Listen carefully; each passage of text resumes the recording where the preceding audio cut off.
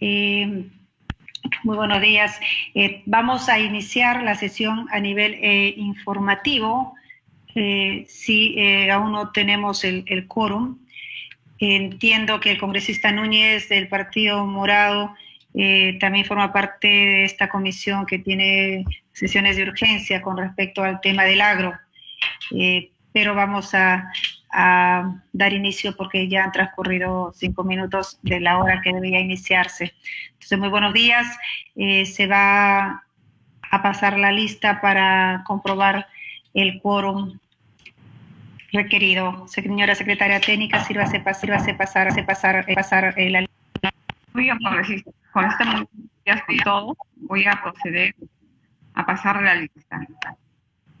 Congresista César Cárdenas, bueno, está con licencia. Congresista Oceda Yucra. Congresista Oceda Yucra. Congresista Chávez Cosío.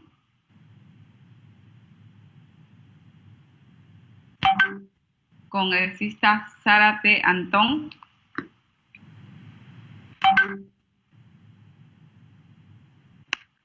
Congresista Fernández Chacón.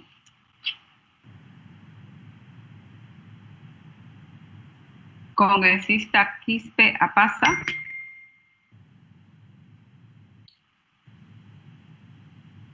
Congresista García Rodríguez.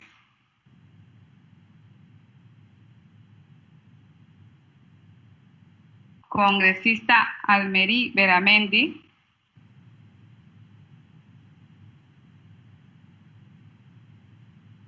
Congresista Núñez Salas.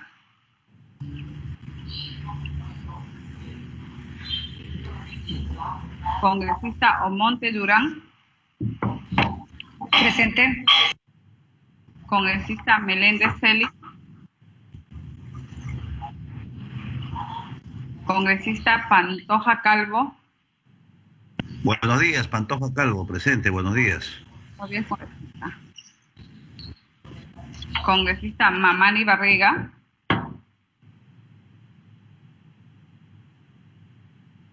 Congresista Pérez Flores. Jorge Pérez, presente. Presente, congresista Pérez. Congresista Barrio Nuevo Romero.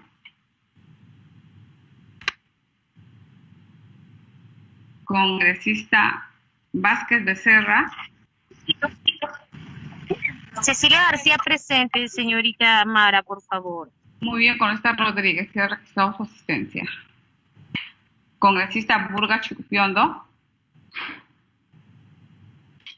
Señora Presidenta, tenemos la presencia de 4 señores congresistas que han registrado su asistencia.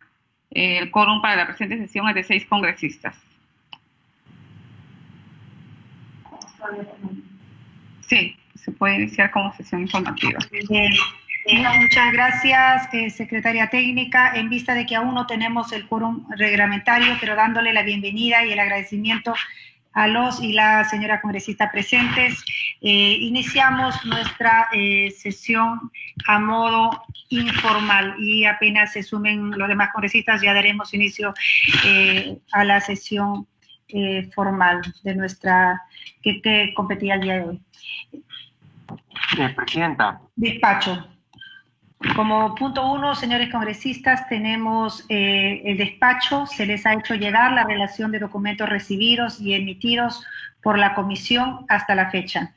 Si alguno de ustedes quisiera tener copia de estos documentos, puede hacer la solicitud respectiva. Presidenta, Presidenta, Jorge Pérez le saluda. No vamos a tocar el punto de la aprobación del acta anterior que correspondía al punto número 2 en vista de no tener el quórum necesario. Presidenta, no sé si me logra escuchar. Pasamos a la ascensión de informes. Si algún congresista quisiera hacer un informe, tiene el uso de la palabra.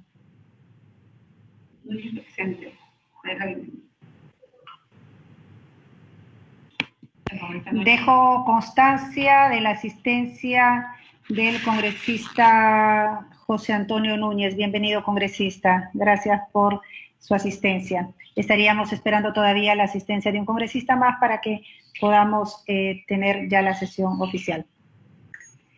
En sección pedidos, si tenemos algún pedido por parte de ustedes, queridos congresistas, tienen el uso de... Gracias, Mara. Señora Presidenta, buenos días. Disculpe.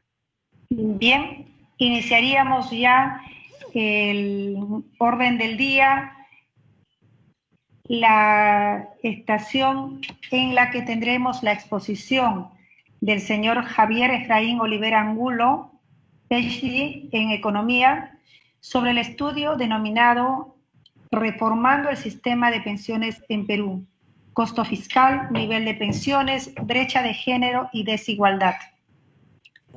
Señor Javier Olivera, le damos la más cordial bienvenida, le agradecemos por su apoyo y le concedemos el uso de la palabra. Adelante, por favor. Sí, buenos días, señora congresista. ¿Están viendo mi pantalla, mi presentación? ¿La he podido compartir? ¿Se puede visualizar? Sí, muy bien, se está visualizando. Ahora voy a ponerle en modo completo. Jorge Vázquez presente, señora presidenta, va a disculpar.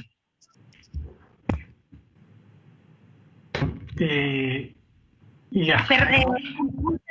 Disculpe, Javier, por favor, vamos a dar la bienvenida antes de que inicie la exposición ya al señor Jorge Vázquez, que también está presente, y en vista de que ya tendríamos el quórum reglamentario, por favor, completemos la sección número 2 que estaba pendiente, que era la aprobación del acta anterior.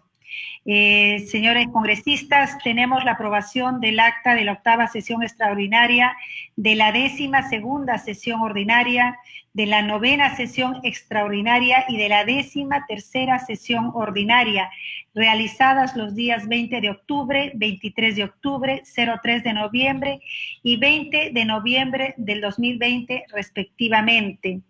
Si algún congresista tuviera alguna observación, lo puede expresar en este momento. No habiendo observaciones, se dan por aprobadas. Muchísimas gracias. Nuevamente bienvenidos, queridos congresistas, querida congresista. Y ahora sí, iniciaríamos ya oficialmente nuestra sesión ordinaria, siendo las 10:13 minutos. Iniciamos la 14ª sesión ordinaria de la Comisión Especial Multipartidaria encargada de evaluar, diseñar y proponer el proyecto de ley para la reforma integral del sistema previsional peruano. Bienvenidos. Adelante con nuestro expositor. Gracias. Sí, buenos días. Más bien, muchas gracias por la invitación. Estoy contento de poder colaborar en este tema tan importante para Perú. Y lo que voy a presentar hoy en día es un resumen del último estudio que he podido realizar, que apenas lo he colgado el domingo pasado, así que es muy nuevo, es una primera versión que obviamente se irá enriqueciendo a medida que lo vaya presentando más y tenga más comentarios de diversas personas y autores, ¿no? Lo que yo he querido hacer en este estudio es de alguna manera dar números, simular escenarios para los distintos modelos de pensiones que se han ido presentando y recomendando en las sesiones que ustedes han tenido.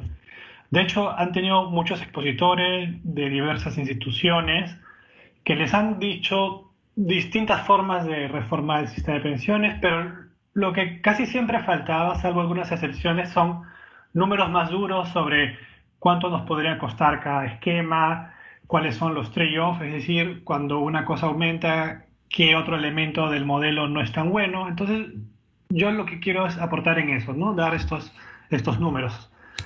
De hecho, hay varias cosas que ya no voy a mencionar porque ustedes ya están bien avanzados en la discusión de la reforma y ya entiendo que ustedes favorecen un sistema multipilar, un sistema donde haya una especie de riesgo individual, o sea, un fondo de riesgo individual, un fondo de riesgo compartido. De alguna manera están buscando ustedes diversificar las fuentes de financiamiento de la pensión, ¿no? Yo creo que es un punto positivo, creo que es un paso adelante poder tener un sistema multipilar. Pero claro, todos llamamos un sistema multipilar de nombre, pero el problema está adentro, que cómo funciona este sistema multipilar. Y es ahí donde hay varios problemas. Pero primero hay que empezar por en lo que hay acuerdo, ¿no? En lo que hay acuerdo es que debe haber un pilar básico, que sería la pensión 65 actual, que podrá ir incrementándose hasta convertirse en una pensión universal. Eso casi todos los expositores lo han propuesto y obviamente dependiendo de la caja fiscal se puede ir ampliando esa pensión no contributiva hacia un pilar universal. ¿En qué hay desacuerdo? En cómo es que va a funcionar el pilar contributivo. Es ahí donde hay posiciones encontradas, posiciones bastante opuestas, ¿no? Pero de lo que yo he podido analizar, de todas las presentaciones que se han hecho en el Congreso, he encontrado una especie de coalición extraña, pero interesante, ¿no? Por un lado, está la propuesta de las AFPs y gremios, como el gremio de seguros también, por ejemplo, que proponen un sistema donde todo sea capitalización individual y que el Estado más bien entre como un garante para pagar las pensiones mínimas o los complementos para las pensiones mínimas y además se encargue de pagar las pensiones del Sistema Nacional de Pensiones. Sorprendentemente, el MEF también apoya esa idea de que todo sea capitalización individual y la SBS también, pero con matices, ¿no? La SBS sí propone una generación de transición bastante larga. Ese es por un lado. Por el otro lado, tenemos un modelo mixto propuesto, recomendado por la OSDE, por el Banco Interamericano de Desarrollo y además por un documento del año pasado del Fondo Monetario Internacional. Ellos que proponen que se unan ambos sistemas, público y privado, y que subsista el sistema privado con cuentas individuales, pero que una parte también sea de reparto, es decir, que una parte también vaya a financiar un fondo de reparto como el que existe ahorita en el Sistema Nacional de Pensiones. No tiene por qué funcionar de la misma manera, pero la idea de ellos es que no se desbalance el sistema actual público, porque si tú de un día para otro sacas a los aportantes del sistema público, los metes a un FP, te quedas sin ese dinero para pagar las pensiones de esas personas, que más o menos son 5.000 millones cada año. Entonces la idea que ellos tenían era decir, bueno, del 10% del aporte, más o menos 3 puntos van a pagar ese sistema y 7 puntos van a tu cuenta individual para tu pensión. Eso es lo que proponen estos organismos internacionales. La OIT propone un financiamiento similar, pero ellos más buscan el reparto y la parte individual, de ahorro individual, ya es optativa. Pero ¿qué es lo interesante? Que en esta coalición de organismos internacionales, los sindicatos también están a favor de esa propuesta. Es decir, tenemos por un lado el grupo de organismos internacionales y sindicatos contra el gremio, ¿no?, de AFPs y el MEF y parte del gobierno. El BCR es un animal aparte, ¿no? Ellos han propuesto otra cosa que igual es interesante, que es hacer el sistema público un sistema de cuentas nacionales. Creo que tal vez hay que pedirle al BCR que desarrolle un poco más esa propuesta, pero ellos están un poco por fuera. Entonces tenemos estos dos grupos. Entonces lo que yo he querido recoger en mis simulaciones es, ok, simulemos el escenario que proponen las FPs, o sea que todo sea capitalización individual, y un escenario mixto. Pero en este mixto también hay variaciones. Así que en este mixto voy a considerar dos variaciones que se las voy a explicar en un momento. Un momento, voy a bajar esto de aquí. Disculpe, que aquí ya hace frío, así que tengo que poner la calefacción. Entonces, tenemos tres modelos de pensiones. El primero es capitalización individual. La pensión depende exclusivamente del ahorro. La contribución completa va a tu cuenta individual y el Estado te garantiza una pensión mínima si cumples con los 20 años de aporte. Si no los cumples, igual el fondo que has acumulado también te puede servir para tener una pensión menor, ¿no? Es decir, no es que tengas cero monto, como sucede actualmente en el sistema público, no.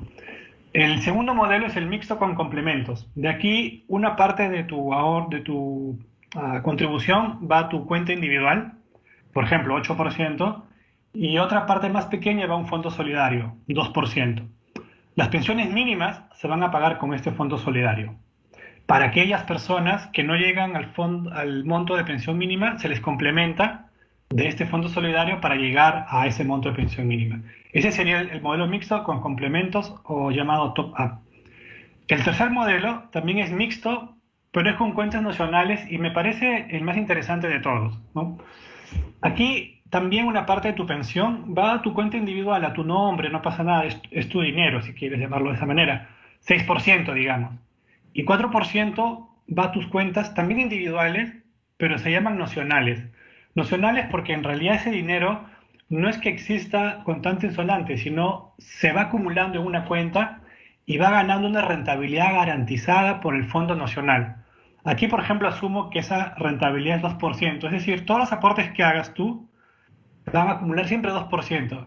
Si el fondo sube o baja, no importa, tiene siempre 2%. Pero aquí la idea es que los que manejan este fondo, obviamente tengan que conseguir rentabilidades más altas. Por ejemplo, si consigues una rentabilidad de 4%, 2% va para la persona y ese extra 2% que se generó, eso va a alimentar el Fondo Nacional que te va a servir para pagar tus pensiones mínimas. O sea, aquí el mecanismo de solidaridad no va a través de los aportes directos que la persona hace, sino a través de la rentabilidad de sus aportes. Es decir, el capital de la persona se respeta, se le paga una rentabilidad segura y el extra sirve para generar este Fondo Nacional que sirve para pagar las pensiones mínimas que se vayan a dar en este sistema mixto, ¿no? Me parece un modelo bien interesante que además combina distintas fuentes de financiamiento. ¿Hay solidaridad en estos modelos? Sí y no. En el sistema de capitalización individual no hay solidaridad, ahí cada uno baila con su pañuelo, pero algunos argumentan que como el Estado va a dar pensiones mínimas y ese dinero viene de los impuestos generales, entonces se genera un mecanismo de solidaridad. Pero eso no es cierto y lo voy a mostrar en un penúltimo gráfico, porque ese gasto del gobierno en pensiones mínimas puede ser bastante regresivo, porque recordemos que solamente 25% de la población económicamente activa contribuye regularmente al sistema de pensiones. El otro 75% no, y en general son personas más pobres. Es decir, el dinero del Estado para pensiones mínimas va a financiar el ingreso de personas de ingresos medianos o más altos. Entonces, eso, digamos, creo que tampoco es muy progresivo, que digamos, ¿no?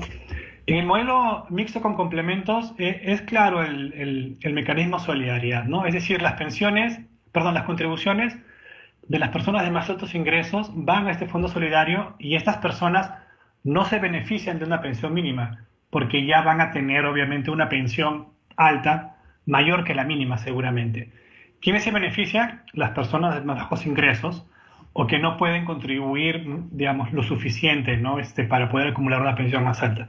Entonces aquí es importante recalcar que todos pagan este fondo solidario, pero los que se benefician son sobre todo los de bajos ingresos, ¿no? Ese es el mecanismo de solidaridad.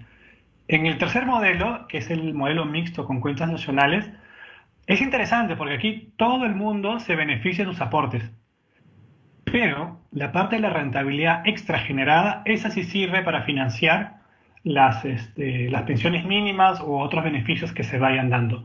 Entonces la solidaridad aquí se financia con estas rentabilidades, retornos extras que se pueden generar. Y es importante porque igual uno va a recibir una cuenta donde una parte va a ser lo que me genera mi AFP, mi cuenta individual, y otra parte va a ser mi estado de cuenta nacional, mi 2% que se va acumulando, ¿no? Eso creo que puede ser bien importante. Y aquí obviamente la idea es que los fondos nacionales generen retornos mayores y obviamente esta tasa garantizada se tiene que fijar, ¿no? Con estudios financieros serios de largo plazo, ¿no? Son un montón de ajustes que siempre se hacen en ese tipo de sistemas. Acá hay un aspecto importante que las presentaciones que ustedes han recibido no necesariamente ha recibido la atención necesaria e importante del caso. Este es un problema fiscal súper grande, súper importante y los del MEF deben realmente hilar fino aquí. ¿Qué hacemos con las pensiones actuales del Sistema Nacional de Pensiones? Estamos hablando de 5.000 millones al año más.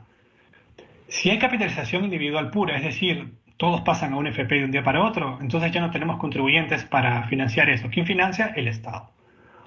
En un modelo mixto, en cambio, tal como aquí lo estoy configurando, parte de lo que se va a recaudar, que va a ir un fondo solidario, un fondo nacional, va a servir para pagar estas pensiones del sistema público, para que no haya un desbalance en ese pago, ¿no? Lo interesante también es que esto ha sido formulado por los organismos internacionales como el BID, la OECD, el Fondo Monetario. En el caso de cuentas nacionales, he encontrado también esta contribución en el estudio del BID. El BID en realidad propone varias alternativas. Una es la mixta de complementos, por ejemplo, algo parecido, y la otra es un sistema nacional. Así que esto realmente no es que yo me lo esté inventando, sino realmente es algo que está en la literatura y está en los informes técnicos que ustedes ya han recibido. Simplemente yo he querido ponerle un poco de números y comparar estos escenarios, ¿no? A ver, vamos a ver algunos aspectos importantes que toman en cuenta en todos los modelos. El primero y el más importante, y que muchas veces, ¿no?, algunas personas malinterpretan, es que la propiedad de los fondos acumulados hasta el día de la reforma se respeta, se mantiene. No va a haber ningún tipo de incautación, ni mucho menos. Es decir, si tú acumulaste 1 millón o acumulaste 10.000 en tu cuenta, eso se respeta y eso va a seguir siendo parte de tu cuenta individual, ya sea en el modelo que estés. Si estás en un modelo mixto, simplemente vas a seguir acumulando, tal vez a un menor ritmo, y vas a tener otra cuenta nocional, por ejemplo. Pero la propiedad de tus aportes se mantiene. Otra cosa muy importante que se tiene que hacer, porque realmente fue un error muy grave, es que ya no puede haber el retiro del 95.5% de la SIC. Eso de todas maneras tiene que salir. Yo sé que tal vez no pueda ser popular, pero realmente si es que no quitamos eso, entonces no estamos hablando de un sistema de pensiones, estamos hablando de un sistema de ahorro forzoso, y en ese caso mejor no deberíamos ni siquiera forzar a las personas a ahorrar, porque además puede ser un ahorro caro. El otro punto es que todas las gratificaciones deben estar sujetas a aportes. Obviamente tanto el sistema de pensiones como de salud, ¿no? Es importante que todo el mundo aporte salud, porque si no ya vemos los problemas que se generan cuando la salud no tiene suficientes aportes para dar una atención adecuada, ¿no? Hace poco se ha derogado, por ejemplo, la ley de promoción agraria, donde ellos, por ejemplo, no pagaban un aporte menor de salud. Aquí en este caso también deben estar también afectas todas las gratificaciones a salud y a pensiones, ¿no? Otra cosa también que estoy aquí planteando en los modelos es que haya un tope salarial a los aportes.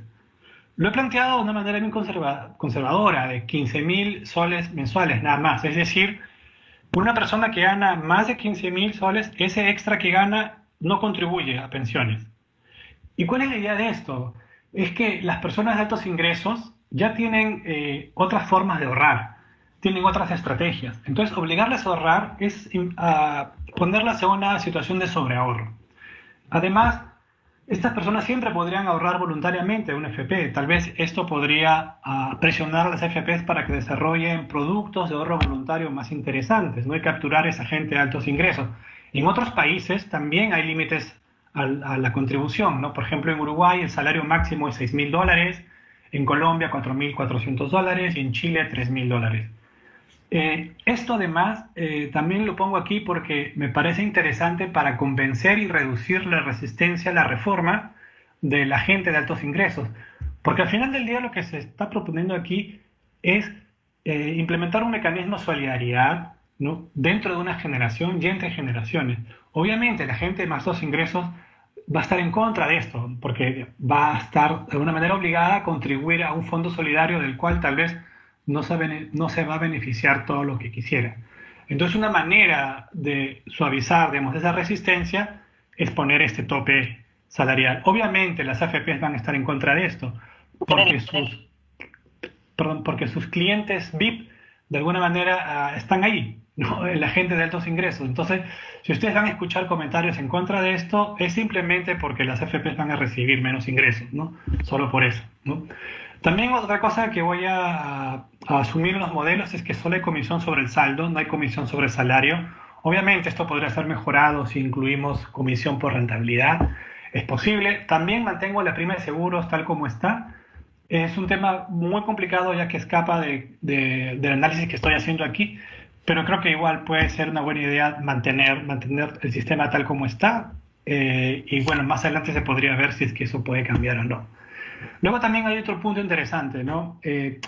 La ley del retiro del 25% del tope, la ley del 31017, hay gente que retira y gente que no retiró. Los que retiraron, bueno, hay dos opciones.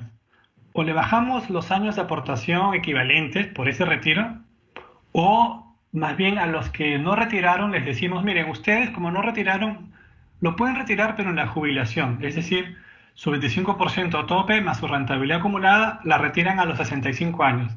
Entonces esa es una estrategia más de compensación que de castigo.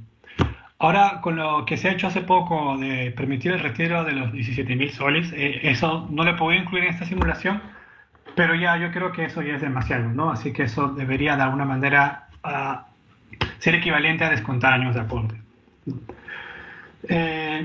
También incluyen los modelos una etapa de transición para la gente del sistema público. Para la gente del sistema público que tiene 45 años o más, asumo que se le da la pensión mayor que resulta de la que se calcula con las reglas del sistema público y al nuevo sistema, para que de alguna manera no pierdan en el camino de la transición. Bueno, luego lo que se propone en los modelos no tiene por qué implementarse de un día para otro. Puede haber gradualidad y la gradualidad va a depender también de las cuentas fiscales.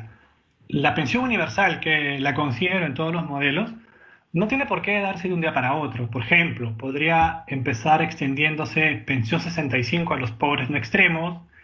Luego, por ejemplo, podría darse luego con un calendario hasta el 2025 o 2030, hasta que, por ejemplo, luego 2025 o 2030 ya sea universal para todo el mundo. Es decir, hacer la implementación bastante suave.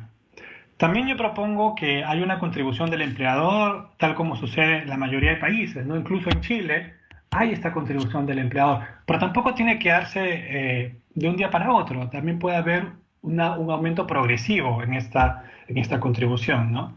De repente puede empezarse en el 2022, luego puede subirse, ¿no? 5 años más tarde o 3 años más tarde hasta 2 puntos.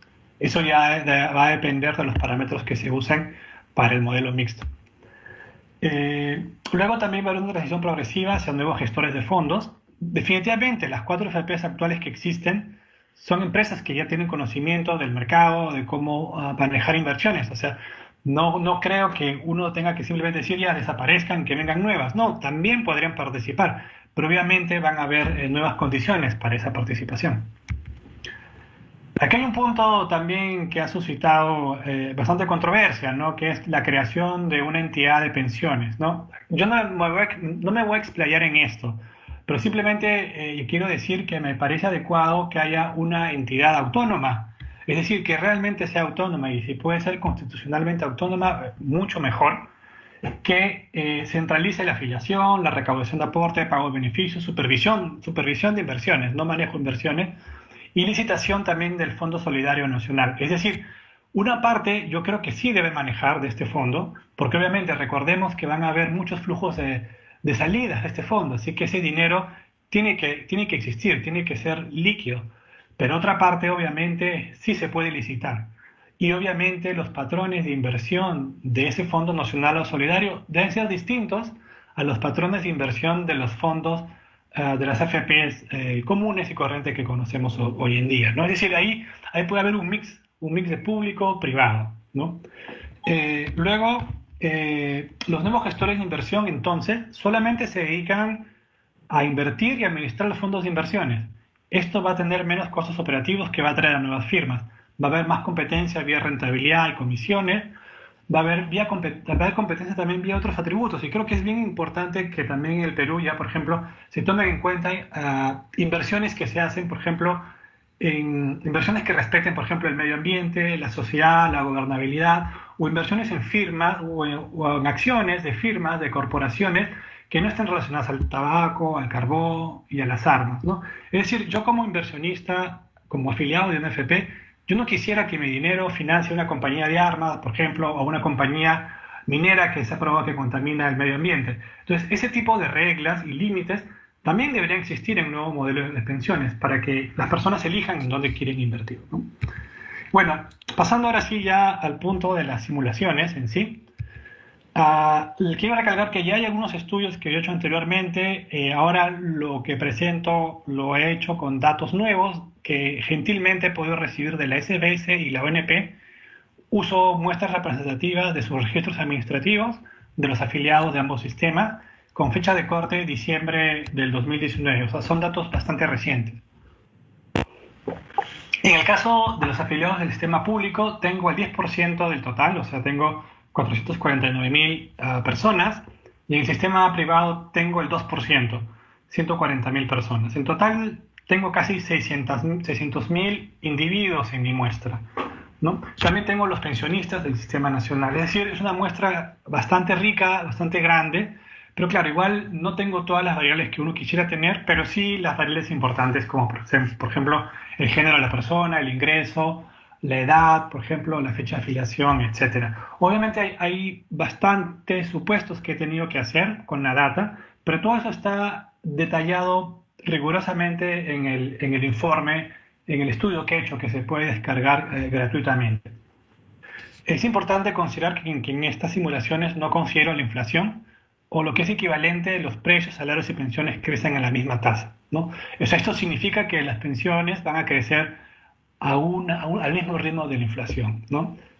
Esto obviamente puede cambiar también, el modelo se puede adaptar para considerar otro tipo de crecimiento de productividad.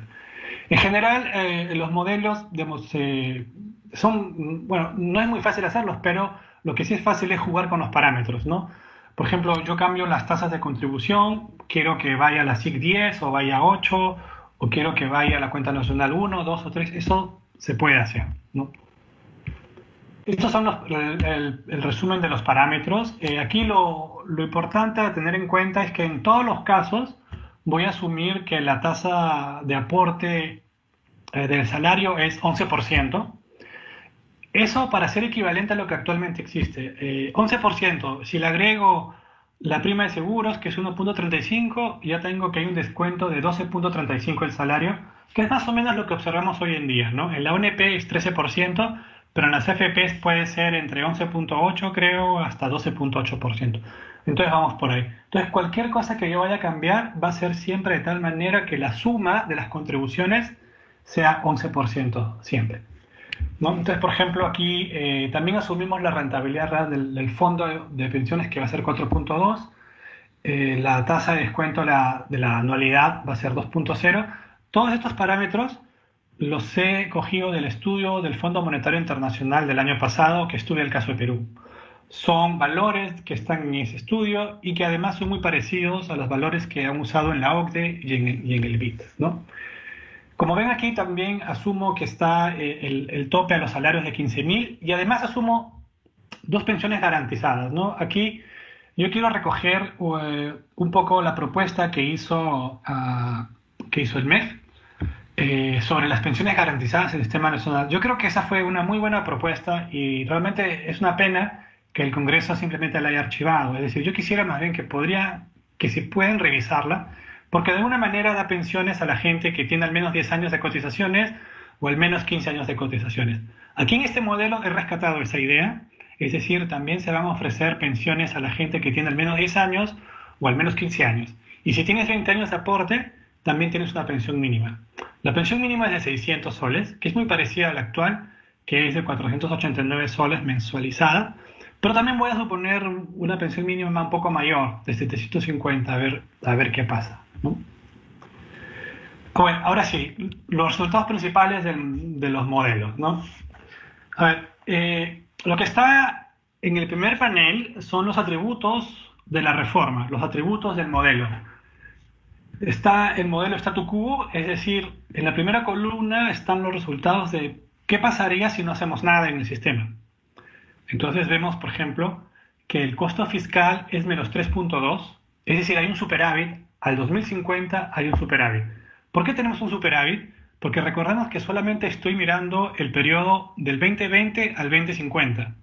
Si yo mirase un periodo más largo, ahí sí ya vamos a encontrar mayores gastos de pensiones con respecto a los ingresos de contribuciones. Además, aquí estoy usando el Fondo Consolidado de Reservas desde el periodo 1, que fueron 19.000 millones aproximadamente el año pasado, ¿no?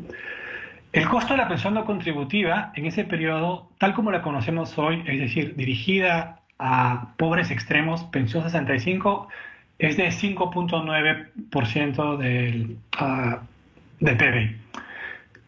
El costo total del statu quo es 2.7. No, parece que no es mucho en realidad, pero 2.7% del PBI no puede ser mucho, pero ¿qué es la contrapartida de esto? Que aproximadamente para un tercio de estas personas la pensión es cero. 32% de las personas analizadas tienen pensión igual a cero, nada. ¿Qué más? ¿Qué va a suceder? Que la brecha de género en las pensiones es de 17%, es decir, los hombres ganan 17% más en pensión que las mujeres. La pensión promedio total, contando los ceros, es de casi 300 soles, nada más. Y la desigualdad medida con el índice de Gini es de 0.81, un nivel casi igual a la desigualdad de la riqueza en países en desarrollo, por ejemplo. Entonces, es un sistema barato hoy en día, digamos, alguien que solamente se preocupa de las cuentas fiscales diría, bueno, 2.7 del PBI no es nada en 30 años, pero las consecuencias sociales son terribles. 32% con pensión cero, una brecha de género de 17%, pensión promedio de 300 soles y alta desigualdad. Entonces, claro, a ver, yo creo que esta también es una de las razones por la que estamos queriendo reformar el sistema de pensiones hace tiempo, ¿no?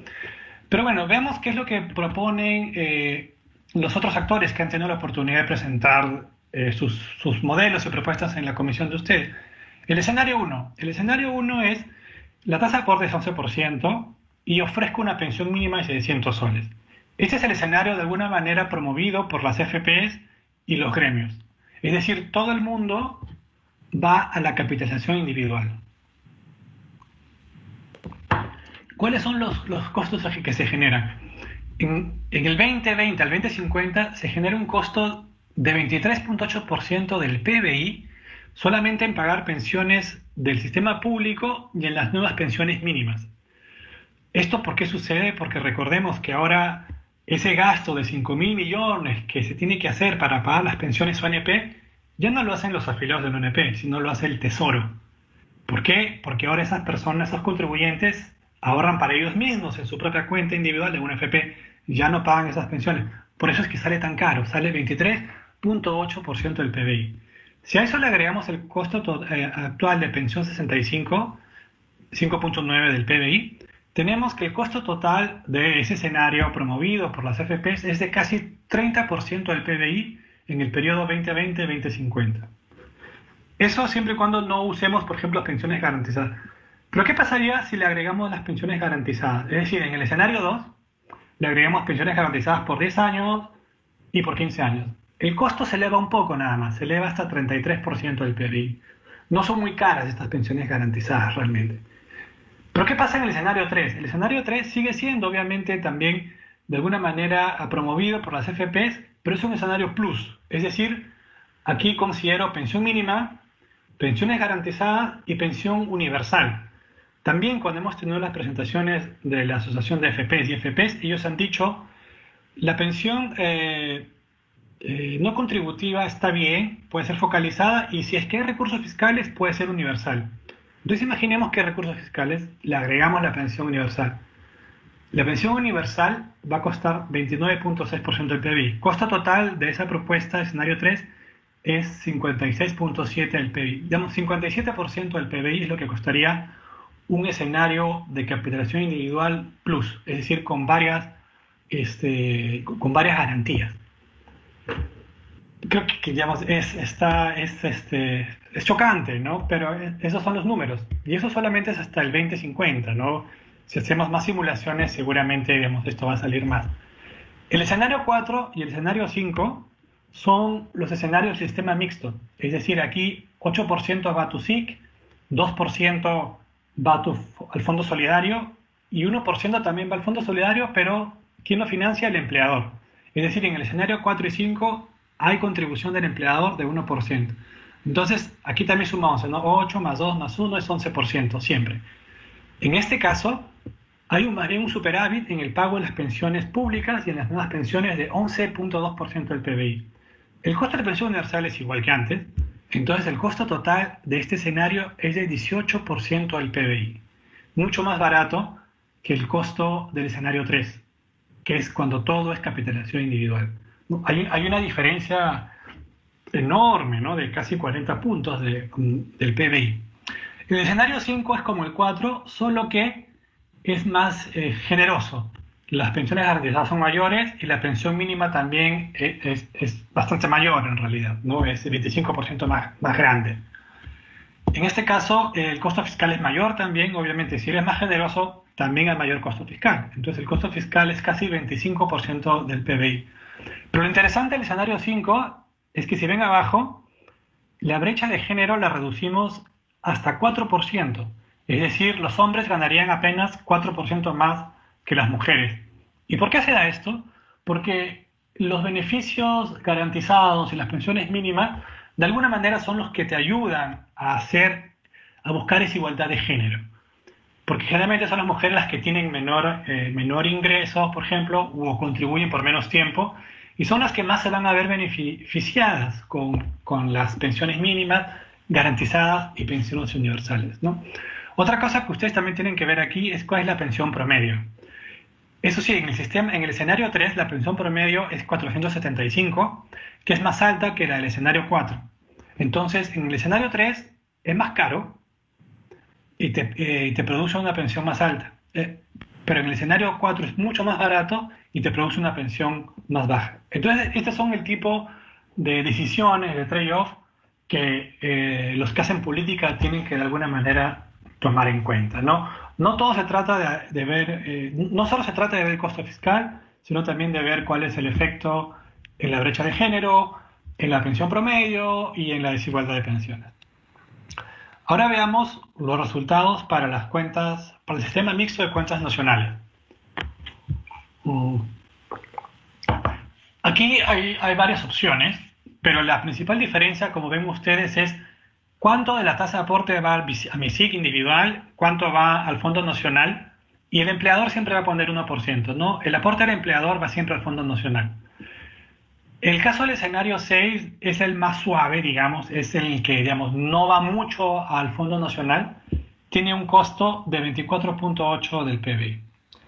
El escenario 7 ya es un poco mejor, el costo fiscal es de 14.9 del PBI. Pero el escenario 9 es ya el más barato de todos.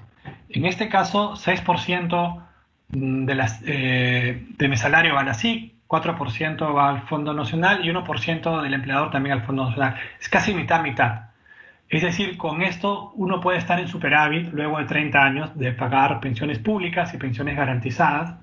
Pero claro, lo malo de esto también es que al haber un mayor aporte al Fondo Nacional, también puedes tener un problema de incentivos, que obviamente también es algo que debe tomarse en cuenta. Es decir, las personas de más altos ingresos tal vez podrían pensar, bueno, no quiero estar en ese sistema, no me conviene, voy a subdeclarar ingresos o me voy a cambiar de régimen laboral, en fin.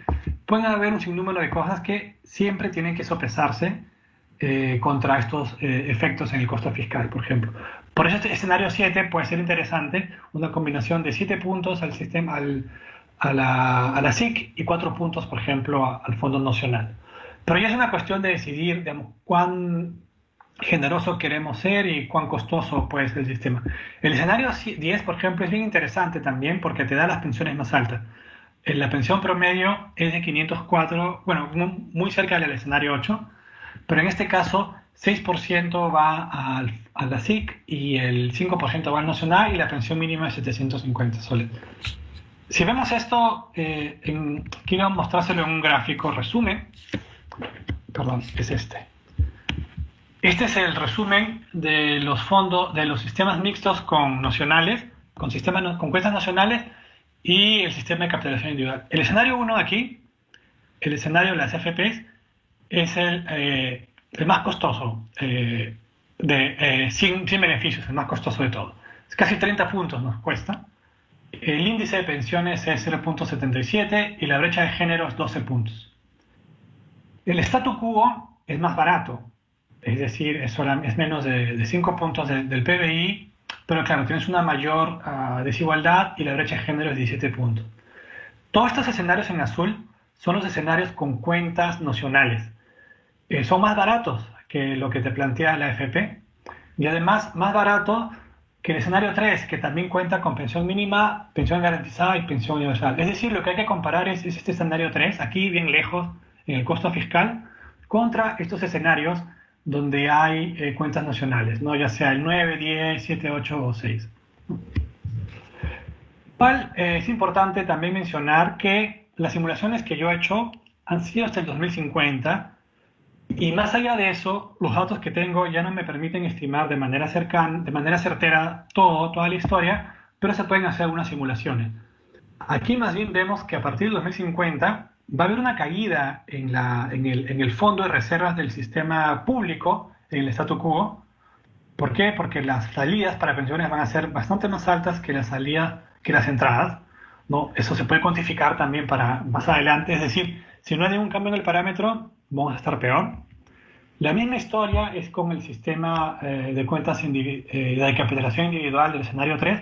Si no hacemos nada, bueno, estamos peor siempre, ¿no? Es realmente un sistema muy malo porque no tenemos contribuciones de las personas, no todo viene del tesoro aquí. En el escenario 4, que es el escenario del modelo mixto con complementos, también tenemos esta caída. No es que sea todo perfecto, sino también, si no hacemos cambios en la tasa de contribución, vamos a tener también caídas bien grandes más adelante, ¿no? Es decir, aquí lo que tenemos que hacer más adelante es subir las tasas de contribución, subir la edad de jubilación, cambiar la tasa de interés garantizada, etcétera, hacer cambios paramétricos. Aquí también se nota con el escenario 10, también vamos a tener una caída grande más allá del 2050. Entonces también los modelos tienen que de alguna manera adaptarse ante estas caídas, ¿no? Cambiar los parámetros. Aquí hay una cosa pero bien importante, ¿no? que no se menciona y yo también he encontrado dificultades en explicarla, ¿no? Es que puede haber regresividad del gasto estatal en pensión mínima. Lo que se propone en las FP y algunas personas es que el Estado pague pensión mínima y todo el mundo ahorra una FP. Pero ese dinero, ¿a dónde va? Entonces yo he calculado que el 90% de los que se beneficiarían de la pensión mínima en el escenario 1, que es el de las FPs, el 90% son personas que ganan más o menos entre 1.000 soles y 2.300 soles. Son las que están en esta parte roja. Este gráfico, ¿qué nos mide? Nos mide de alguna manera la distribución del ingreso laboral de las personas. Es decir, este es el porcentaje acumulado, ¿no? Aquí vemos, por ejemplo, que el 60% de personas, más o menos, gana 1.000 soles o 1.100 soles o menos. Pero los beneficiarios del gasto estatal de pensiones mínimas están en esta línea roja. Es decir, son las personas más ricas que el 60% más pobre de la población. Es decir, el Estado, con esta gracia, ¿no?, de las AFPs, el Estado va a meter plata para la gente que está en el 60% más rico de la distribución. ¿Y qué pasa con estas personas que están en el 60% más pobre de la población? Pueden tener tal vez pensión 65, no necesariamente, ¿no? O pueden tener otro tipo de transferencias del Estado. Pero el gasto de pensión mínima va aquí, a esta sección de la distribución. Es decir, es un gasto, digamos, que no va al grueso de los trabajadores, va a un porcentaje privilegiado de trabajadores. El 90% de los afortunados que recibirían subsidios del Estado tiene salarios entre 1.085 y 2.300 soles. En cambio, el 60% más pobre no lo recibe. Entonces, esto es difícil de comunicar, pero de alguna manera es el potencial gasto regresivo del Estado en pensión mínima en un sistema como el peruano, donde no participa toda la población peruana en el sistema de pensiones, sino un grupo privilegiado, que además el Estado les daría una pensión mínima, ¿no? Creo que me he saltado. No, bueno, ya voy a acabar. Un punto importante, ojo con el capital semilla, que también lo he visto en la propuesta de ustedes, ¿no? El capital semilla tiene un nombre bonito, seguramente, pero es bastante engañoso, ¿no? En realidad, lo que se propone, bueno, es una propuesta en realidad de la Asociación de FPs, es que el Estado deposite 1.650 soles por cada bebé y que luego a 65 años reciba una pensión esta persona con esta plata que la FP ha podido trabajar e invertir. ¿Cuál es el problema de esto? El problema de esto es que las pensiones que te van a dar al final son bastante bajas. Yo hice el cálculo asumiendo que las AFPs cobran una comisión, pero luego la Asociación de FPs me dijo que no, que en realidad ellas no van a cobrar ninguna comisión sobre esto, lo cual me parece increíble y en realidad muy buena noticia, porque estamos hablando de flujos de más de 1.000 millones por año y han dicho no cobramos comisión sobre ese flujo. Entonces yo también diría, de una vez, más bien que pasen ese descuento que quieren hacer ese flujo a los afiliados actuales. Si son capaces de hacer ese descuento tan grande, entonces también se lo deberían hacer de una vez a sus afiliados actuales, ¿no? Entonces, si es que no cobran comisión, como realmente dicen, la pensión que le dan a ese bebé, digamos, que el Estado dio 1.650 soles, en 65 años, o sea, ninguno de nosotros va a estar vivo tal vez, va a ser equivalente a 87 soles si es mujer y a 96 soles si es hombre, lo cual obviamente es un monto menor que la pensión 65 actual, ¿no? Entonces realmente es una muy mala intervención, una muy mala política, porque además le quita recursos al Estado para hacer otro tipo de inversiones, ¿no? ¿Por qué el Estado va a darles a las AFPs 1.100 millones cada año, cuando en realidad ese dinero lo puede usar para otro tipo de inversión? Por ejemplo, inversiones en niñez temprana, que te van a dar un retorno mucho mayor en el capital humano de las personas, que a los 18 o 22 años van a estar trabajando en el mercado laboral con mejores capacidades, y no en 65 años, ¿no? Entonces, este tipo de propuestas suenan bien, tienen un nombre bonito, pero hay que ver los detalles y realmente son engañosas, ¿no? Entonces yo diría que por favor pongan mucho ojo en eso. Ya para acabar, creo que me he explayado mucho. Simplemente quiero decir que sí es posible tener un sistema mixto, donde los participantes de este sistema mixto se aseguran entre ellos. El Estado obviamente tiene que dar un buen marco institucional para regular las inversiones. Tiene que haber autonomía para el nuevo ente que administre o supervise el sistema de pensiones.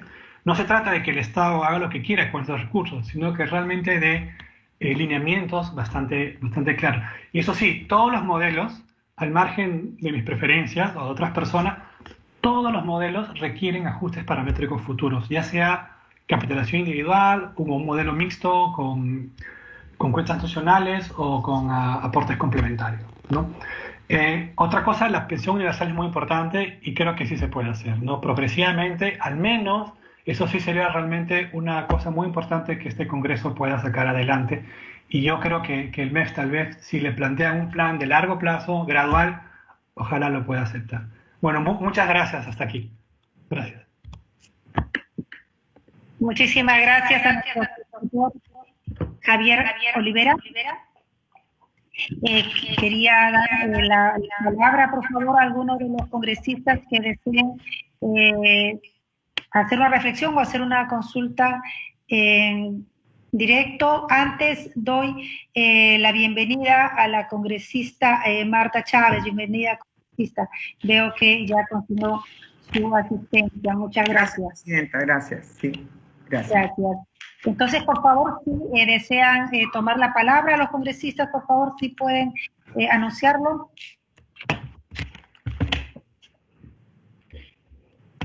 Señora presidenta, yo recién por favor, si me concede la palabra, perdóneme.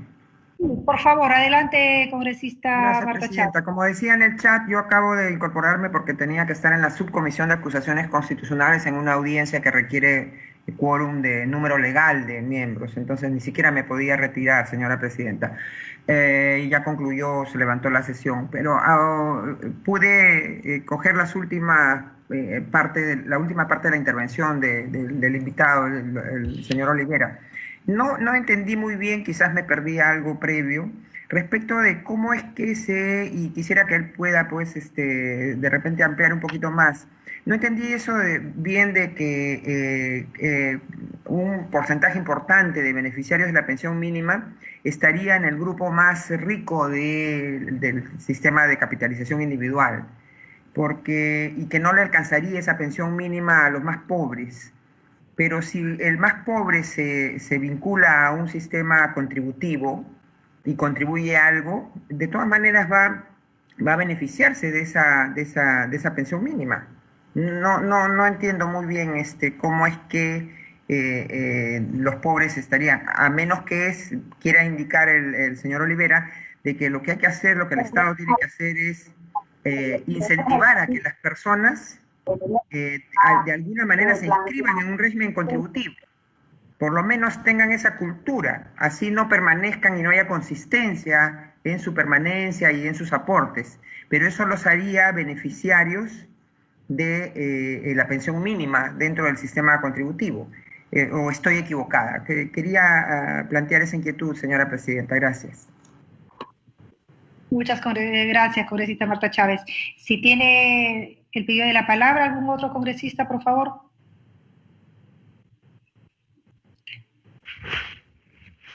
Bien, creo que antes de que yo plantee algunas reflexiones y consultas, podría responder nuestro expositor la consulta de la congresista Marta Chávez, por favor. Sí, claro, con mucho gusto.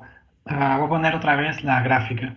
No, es una buena observación. Definitivamente es difícil comunicar esto, pero aquí la idea es que en las condiciones actuales, la gente que podría lograr pensión mínima, o sea, solamente las personas que ya están afiliadas actualmente, estarían ubicadas en una distribución del ingreso nacional. Esta es la distribución del ingreso nacional, donde serían al menos de 60%, dentro del 60%, dentro del 40% más rico.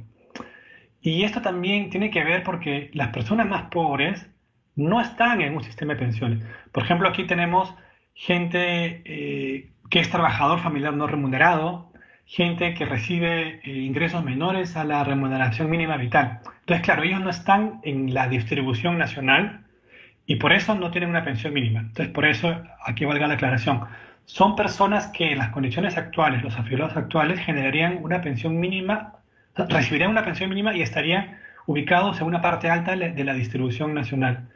Obviamente, el segundo punto de la congresista es, si buscásemos incentivar la afiliación de esas personas más pobres, sí, obviamente, ese es un desafío grande. Estas personas más pobres deberían participar también en el sistema contributivo, porque al menos podrían obtener una pensión garantizada.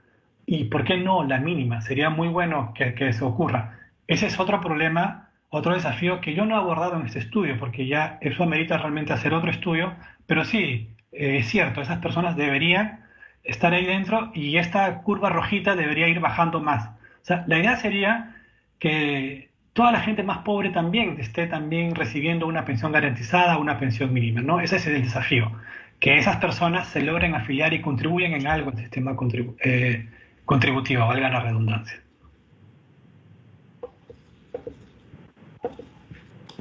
Gracias Javier.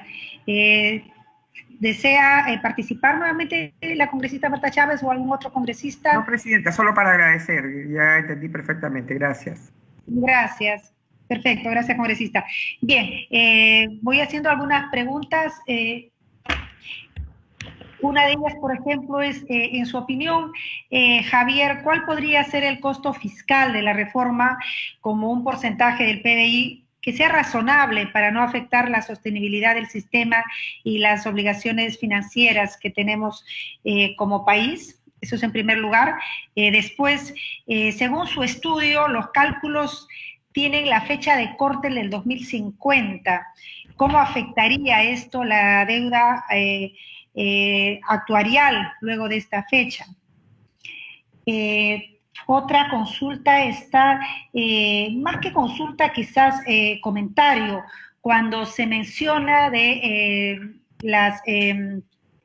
que podría ser negativo este planteamiento del capital semilla, se está basando en la propuesta de que fuese 1.650 soles.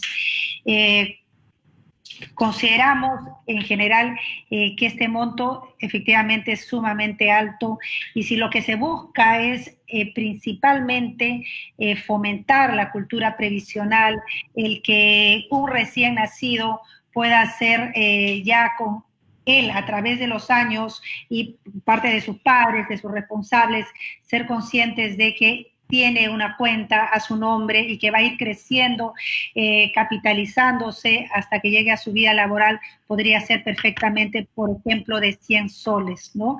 Quizás podría analizarse en base a esa opción, no los 1.650, que efectivamente fue un planteamiento del sector privado, sino de 100 soles, porque lo que cumpliría principalmente es el objetivo de incentivar, de promover la cultura previsional, aún así no tengas un trabajo formal, pero ya sabes que tienes una cuenta y llegando a la vida laboral, pues eres consciente de que tienes esa cuenta en la que puedes ahorrar para tu futuro. Y bueno, y como último tema, si tienen mayor información o de qué países son los que es la aspiración que tenemos nosotros en lo que se incide en la comisión sobre saldo. Gracias, Javier. Adelante, por favor. Sí, muchas gracias por las preguntas. El primer punto de cuál sería el costo fiscal óptimo. Bueno, eso realmente es algo que tendría que analizar el propio MEF y el Consejo Fiscal también. Es decir, lo que sí no debería ocurrir de ninguna manera es que al inicio de la reforma hayan costos muy altos. El inicio, más por todos los problemas que tenemos de la pandemia, debería haber más bien cuentas positivas, ¿no? Es decir, si tenemos un sistema mixto, lo interesante de esto es que al inicio las contribuciones van a ser mayores a los gastos de pensiones del sistema público, por ejemplo, y de las nuevas garantías. Esto le puede dar espacio al Estado para gastar en otras cosas, por ejemplo. O sea, más bien yo creo que desde un punto de vista fiscal es interesantísimo tener este sistema mixto. Es decir, que los afiliados de ambos sistemas, público y privado, vayan financiando las pensiones actuales que ya existen. Y ya luego se verá, digamos, cuál es la senda óptima para esto, ¿no? Pero ya eso escapa realmente a las cosas que conozco actualmente de lo que está ocurriendo en las cuentas fiscales del Perú, ¿no? Pero sí diría que al inicio, en el corto plazo, los primeros 5 años, no deberían haber costos muy altos o incluso cero costos, ¿no? Luego, también me comentas sobre la deuda actuarial o la deuda pública, o también llamada deuda implícita. Es bien importante, ¿no? Muchos países, digamos, no muchos en realidad, perdón, pocos países publican su deuda implícita. ¿Qué significa esto? ¿Cuál es la deuda futura de sus compromisos pensionarios, por ejemplo? Que de alguna manera también pueden afectar las condiciones de financiamiento del país.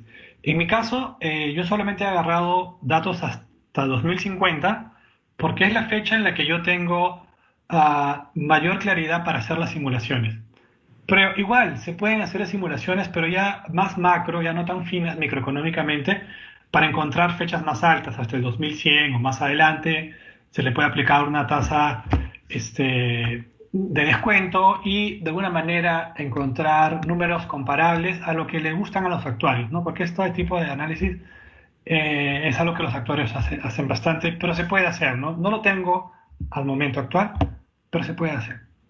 Luego el tercer punto era sobre el capital semilla. Sí, yo he cogido la propuesta que desarrolló el sistema privado, que es de 1.650 millones, pero aquí, perdón, 1.650 soles por cada bebé, pero aquí sí yo discrepo en que a un bebé yo le doy 100 soles o 1.650 soles y el bebé no tiene ni idea, ¿no? El bebé o los niños están pensando en otras cosas, es decir, no hay ningún incentivo en el comportamiento del bebé, tal vez en los padres, ¿no? Pero tal vez lo que sí se puede hacer es, por ejemplo, hacer una especie de afiliación automática cuando cumples 15 años. Cuando estás en tercero y secundaria, por ejemplo, en la escuela te empiezan a dar cursos de finanzas y previsionales, y de alguna manera te refuerzan la cultura previsional, y cuando cumples 15, ahí ya te dan tu cuenta. Ahí te dicen, mira, cumpliste 15 o pasaste a tercero de media y te damos tu cuenta con 100 soles si quieres. O algo menos, porque de alguna manera si eso va al fondo nacional, obviamente nunca al fondo de las AFPs, sino al fondo nacional, va a ver cómo se va a ir capitalizando eso, cómo va a ir aumentando, y de alguna manera ya le vas creando cierta conciencia al adolescente, ¿no? Pero hacerlo con un bebé no tiene sentido, ¿no? El bebé no está pensando en nada de eso, pero sí un adolescente que al mismo tiempo empieza a recibir sus cursos de finanzas en la escuela, ¿no? Yo creo que es bien importante que todo el mundo ya vaya sabiendo de finanzas desde temprana edad y sobre la importancia del ahorro, ¿no? Y de acumular para la vejez más adelante, ¿no? Luego, con el supuesto de la comisión por saldo, lo he hecho porque es una manera, digamos, más práctica para hacer las simulaciones, ¿no? Pero además porque de alguna manera toma en cuenta las rentabilidades que se generan en el fondo, ¿no? De alguna manera eso está más cerca, más alineada con los incentivos de los trabajadores que hacerlo sobre la remuneración de la persona, ¿no? Pero se puede cambiar seguramente en el modelo, también se podría hacer de otra manera para que sea parte de la rentabilidad. Pero mi modelo en ese aspecto es limitado porque yo no tengo cambios, serían cambios estocásticos o cambios aleatorios, digamos, en la rentabilidad. Entonces, es un modelo más determinístico, entonces no lo podría hacer también, pero por eso es que también lo hago de una manera más fácil para poder comparar todos los escenarios, es decir, con una convención por saldo, ¿no?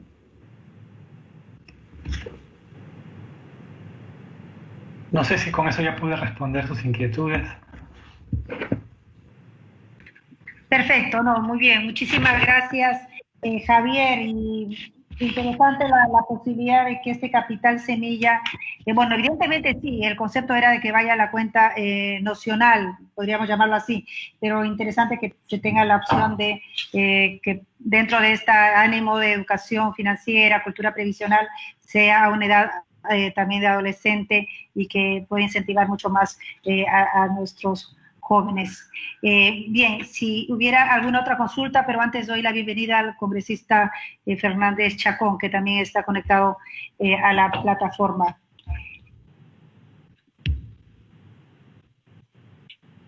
Bien, no habiendo más preguntas o reflexiones sobre la exposición, no me queda más que agradecer la participación de Javier Olivera.